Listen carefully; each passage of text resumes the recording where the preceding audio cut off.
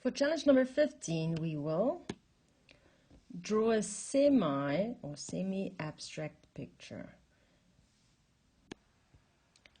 Now we've already looked at what an abstract picture would look like, where color and form and shape is important, and you cannot always see exactly what the object or the subject is.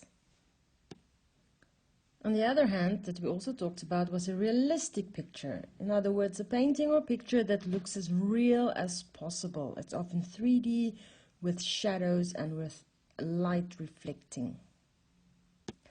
So semi-abstract or semi-abstract would be right in the middle between abstract and realistic. Of course, there would be a range of how semi-abstract the picture would appear.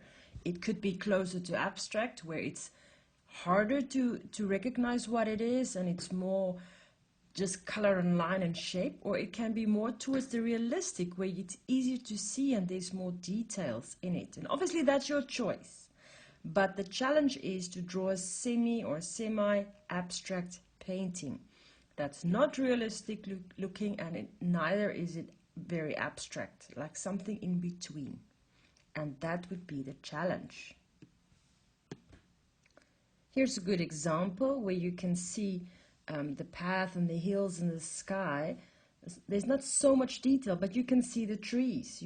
There's enough detail that you can recognize the trees and the path and the flowers and the hills.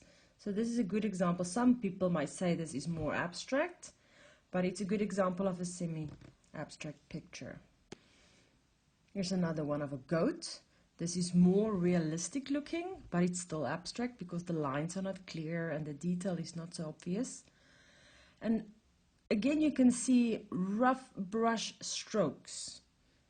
When you want to make something more abstract looking, that is usually a way to do it, if using more bigger strokes, rougher strokes, to create an effect rather than to be precise in the details. And the last one is this pot of flowers, this bouquet. Again, you can see not a lot of detail, but the colors are important. And just, you can clearly see there's the vase with the different flowers. Some people might even say, oh, this is a rose and this is lavender or whatever. But again, the range on how abstract or how realistic it is looking, the way you created it, is really up to you, as long as there's a good mix of it. And that is the challenge.